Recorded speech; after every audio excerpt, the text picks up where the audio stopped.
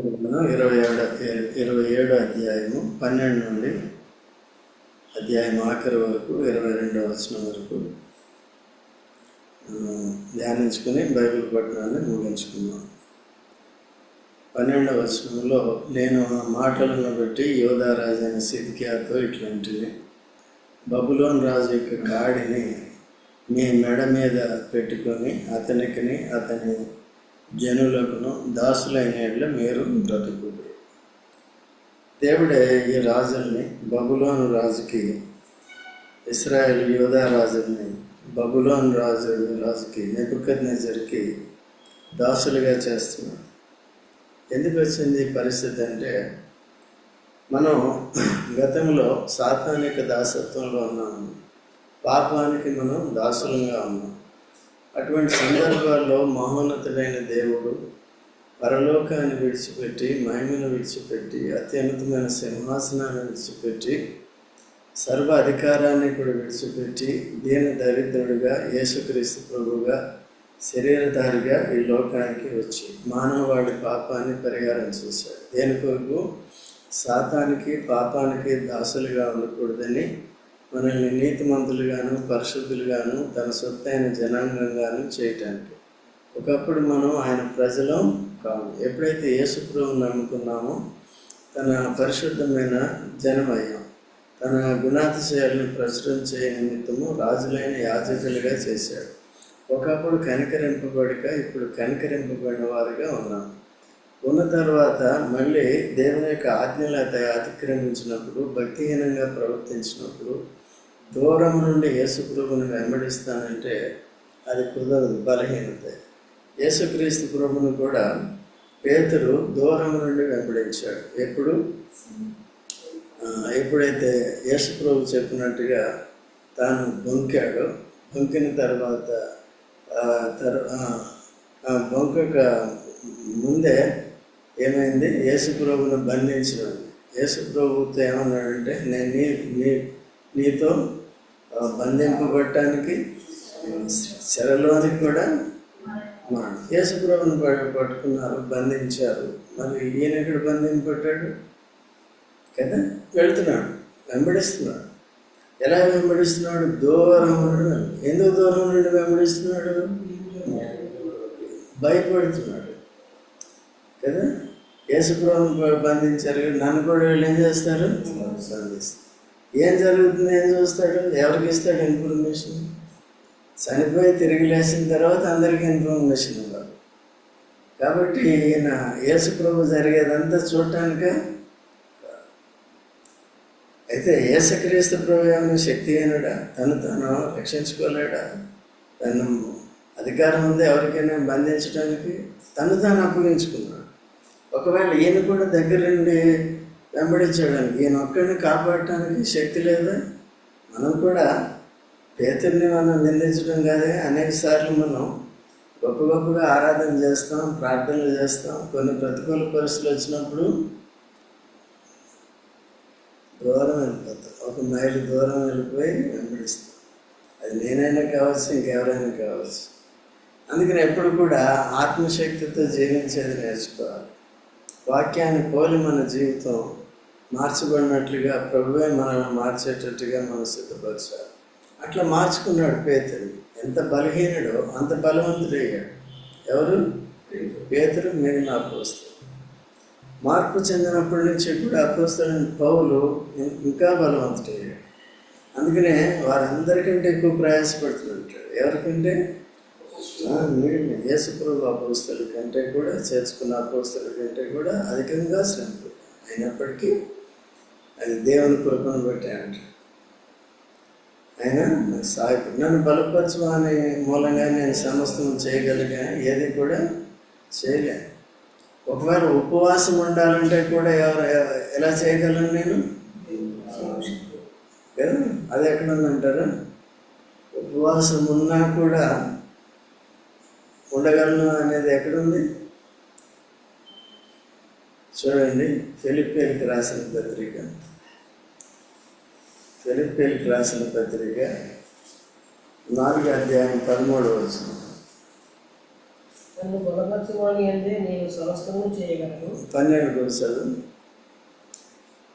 దీనస్థితిలో ఉండనెరుగుదును. దీనస్థితిలో ఉండనెరుగుదును అంటే దీనస్థితి అంటే అర్థం ఏంటి? దరిద్రత, ఏమీ లేకపోవటం. సంపన్న స్థితిలో ఉండనెరుగుదును. సంపన్న అంటే అర్థం ఏంటి? అన్నీ కలిగి ఉన్న స్థితిలో కూడా, ఐశ్వర్యం డబ్బు అంతా కలిగిన స్థితిలో కూడా ఉండనెరుగుదును. ప్రతి విషయంలోనూ అన్ని కార్యములలోనూ కడుపు నిండి ఉంటాను. కడుపు నిండి బాగా తిన్న రోజులు ఉన్నాయి. ఆకలి కొని ఉండుటకు, సమృద్ధి కలిగి ఉండుటకు, లేములో ఉండుటకు నేర్చుకొని ఉన్నాను. అందుకనే పెళ్లి చేసినప్పుడు ఈ వాగ్దానాలు చేపిస్తాం. ఏ వాగ్దానాలు? కలిమియందు, లేమియందు, ఆరోగ్యమందు, అనారోగ్యమందు నమ్మకంగా కాపురం చేసేదనని ముందునని ప్రమాణం. ఏం ప్రమాణాలు?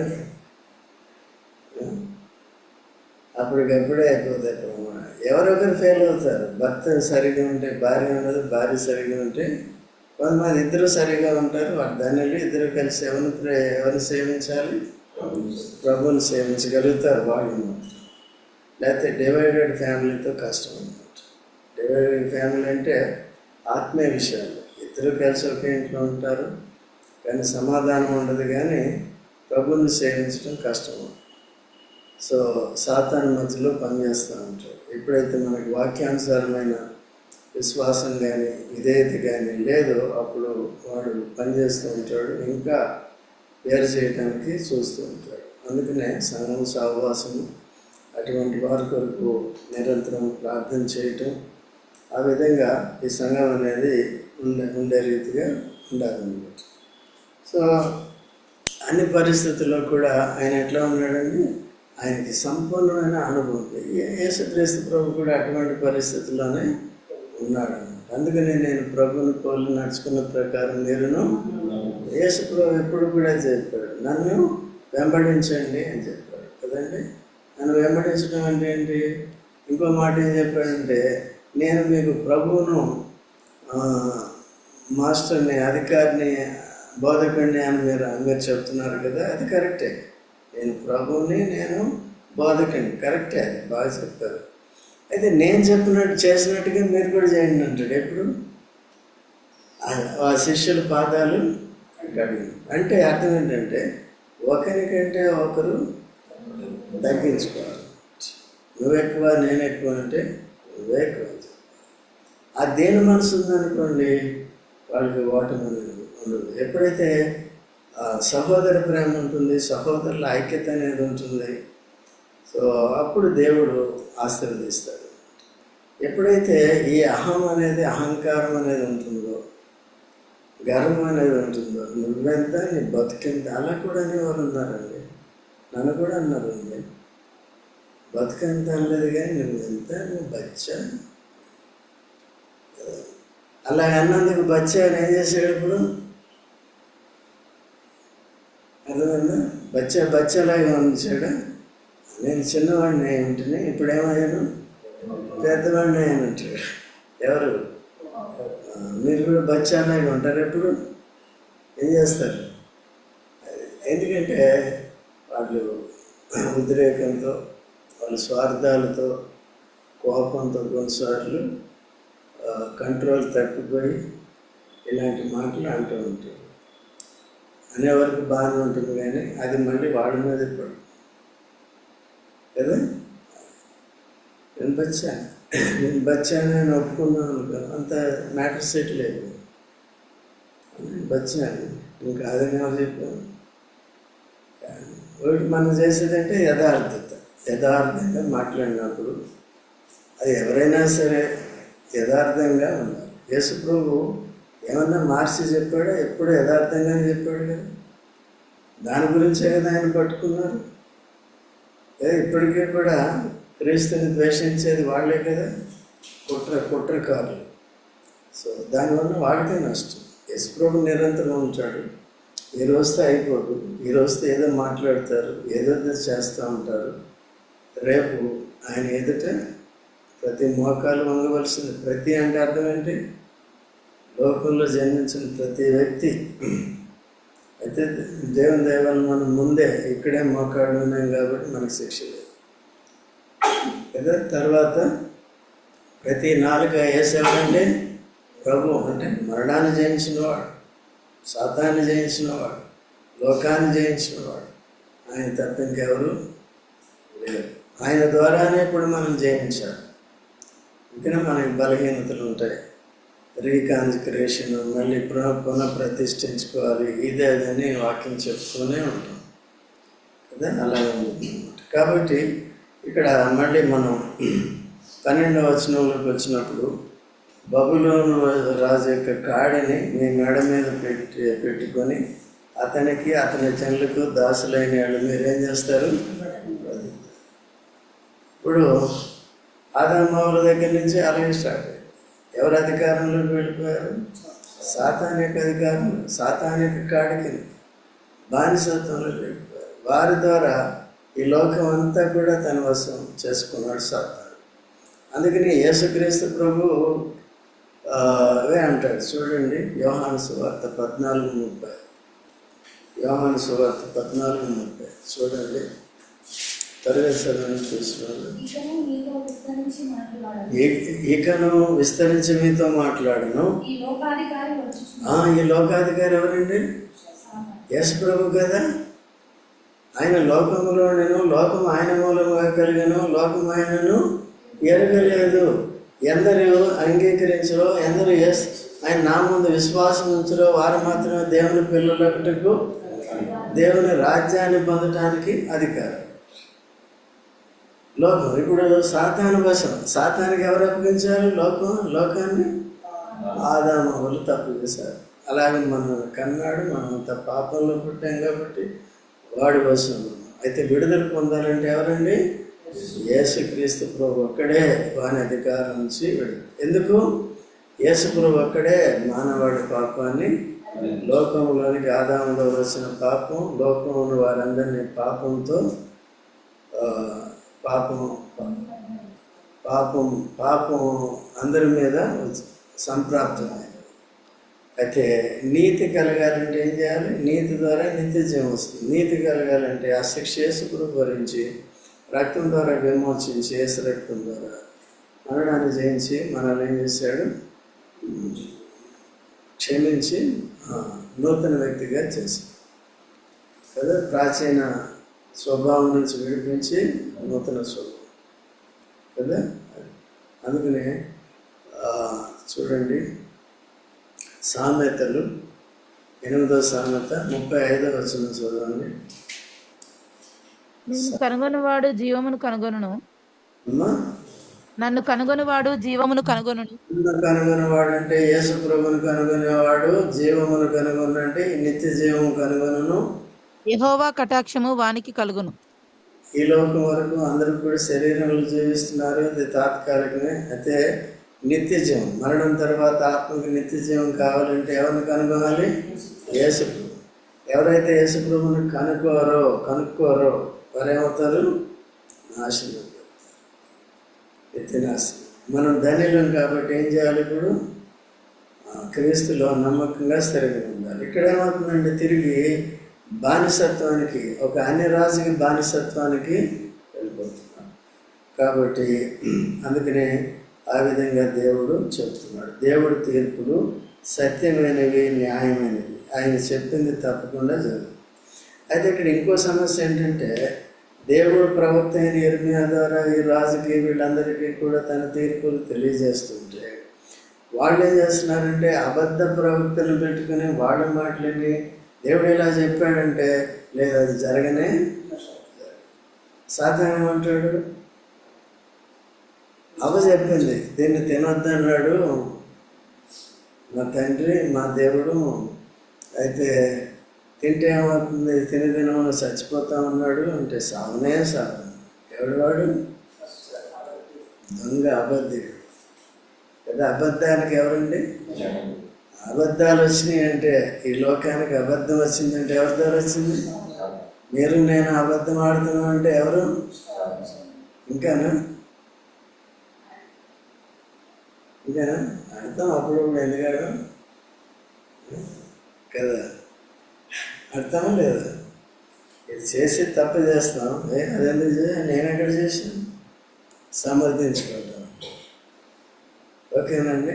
అది కాబట్టి అక్కడి నుంచి అబద్ధ ప్రవక్తలు వచ్చేసారు.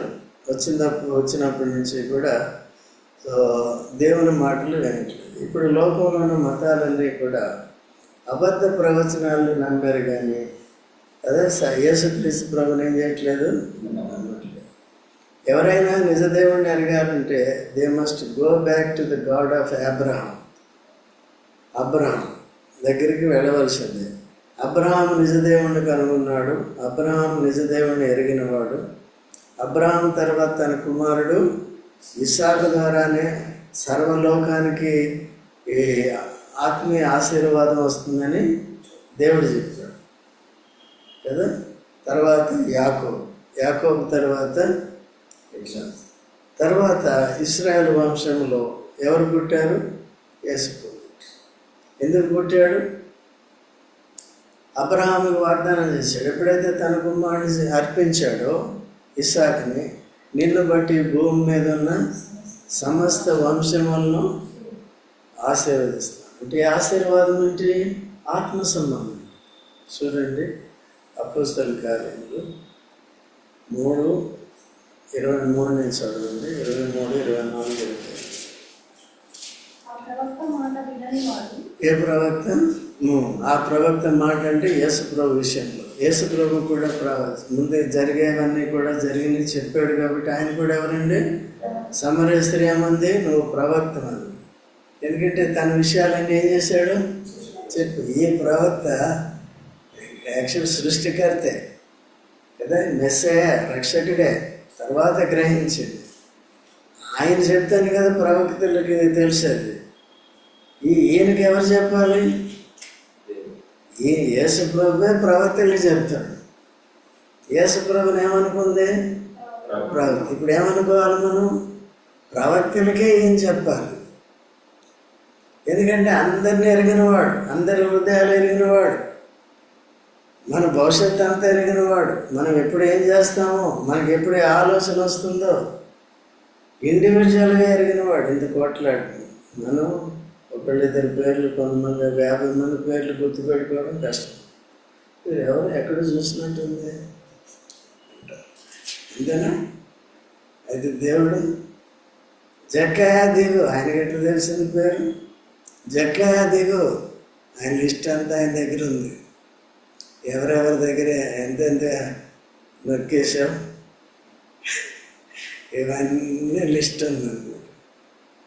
అర్థమైందా? ఇవన్నీ బయట పెట్టాడా లేదా? కక్కించాడా లేదా? కక్కడం అంటే తిన్నది జీర్ణం కాని ఫుడ్ కక్కేది కాదు. అసలు కక్కవలసింది మనలో ఉన్న అన్యాయము, అక్రమము, పాప జీవితాన్ని ఆ కక్కుడు. ఆ కక్కి మళ్ళీ దాన్ని తినొద్దు. మళ్ళీ తింటే ఏమవుతాం? ఎంతమంది మనలో ఎంతమంది కుక్కలు ఉంటారు చెప్పండి. అందుకే కక్కిన దానికే మళ్ళీ ఏం చేస్తాం మనం? కక్కింది ఎవరైనా తింటారండి?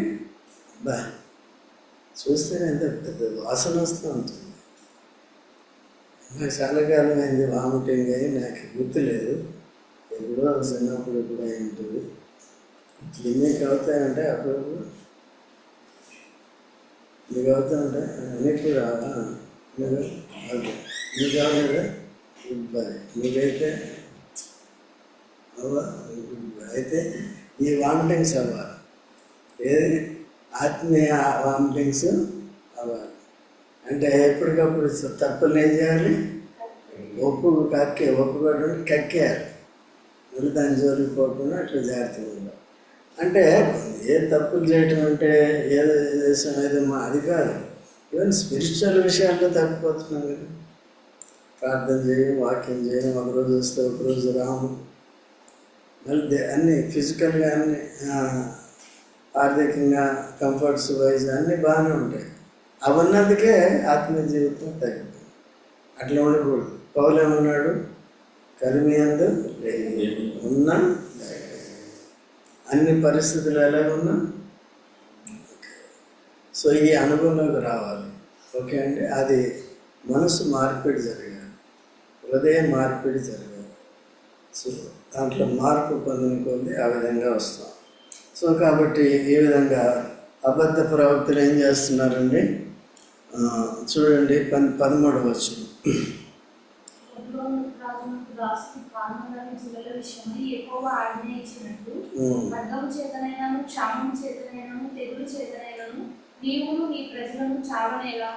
దేవుడు చెప్తున్నాడు, సలహా చెప్తున్నాడు.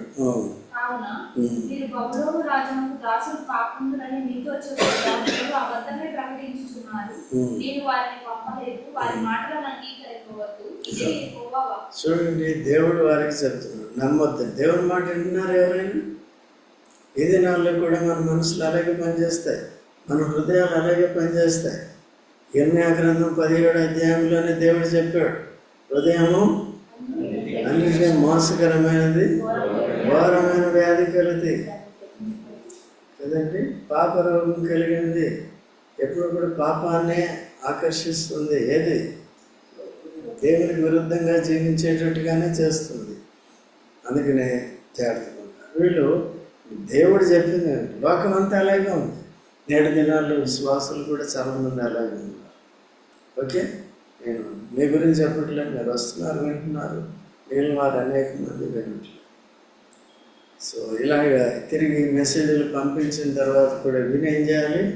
మార్పు వచ్చింది. సో కాబట్టి లేకపోతే ఏమవుతారు చెప్పండి? బానిసత్వంలోకి వెళ్ళిపోతారు. ఎక్కడి నుంచి వచ్చారో అక్కడికి. లేకపోతే ఇటు ఉండరు, అటు ఉండరు. అటు ఇటు అటు లేని వాళ్ళు నులివేసిన వాళ్ళు. దేవుని జన్మ, సాతాను జన్మ అది కొన్ని రోజులకి పూర్తిగా వెళ్ళిపోతారు. అటువంటి స్థితిలో ఉండకూడదని ఇక్కడ దేవుడు ఏం చేస్తున్నాడంటే, అది మీ ప్రవక్తలు మళ్ళీ మీకు ఇట్లా చెప్తారు అని 15వ వచనం చదువుము. ఈ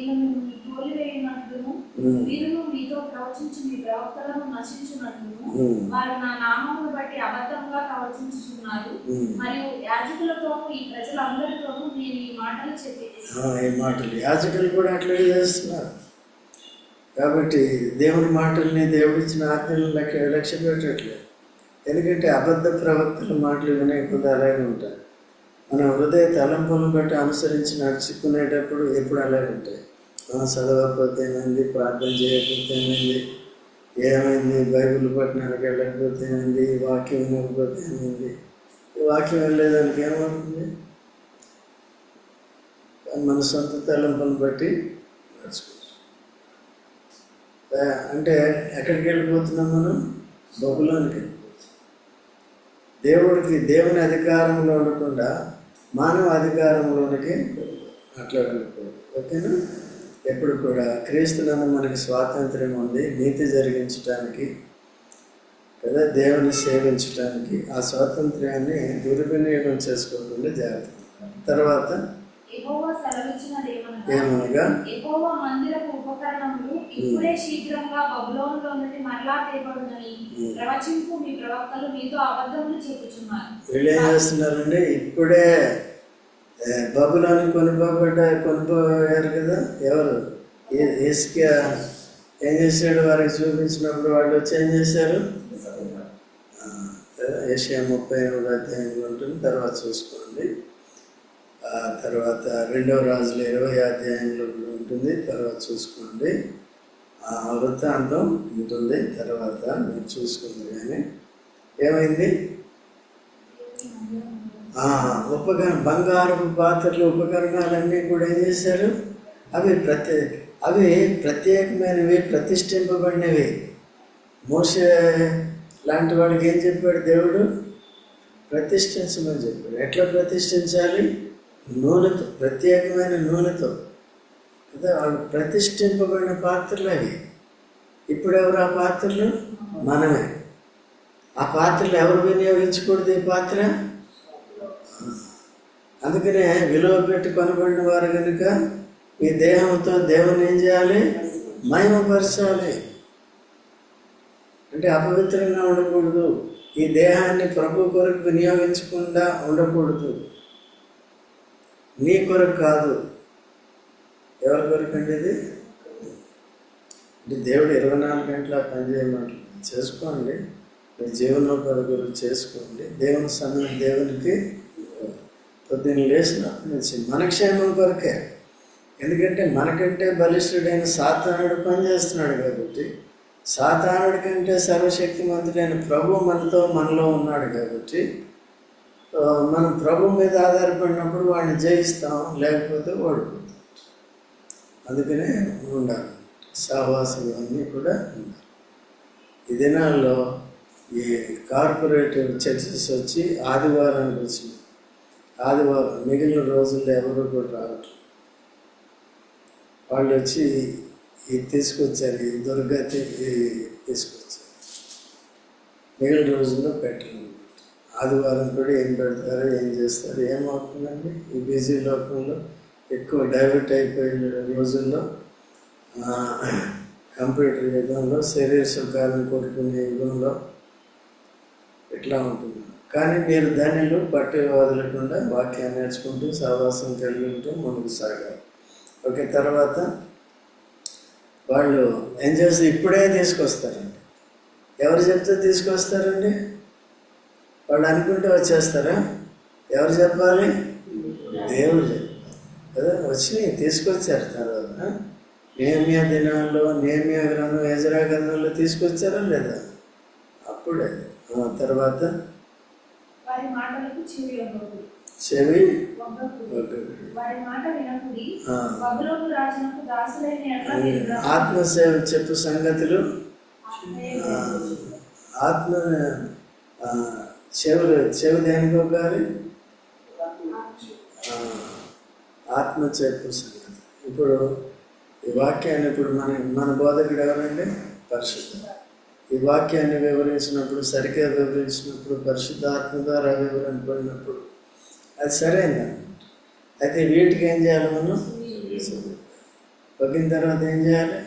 మార్పు చెందాలి. తర్వాత 17 వచ్చి వారి మాట వినకుడి, బబులోను రాజునకు దాసులైన ఎడల మీరు బ్రతుకుదురు. అది వాడి మాట అంటే నా మాట వినరు, నా మాట అంటే వాడి మాట. దేవుని మాటలు వినాలంటే లోకం మాటలు వినకూడదు, లోకం మాటలు వినాలంటే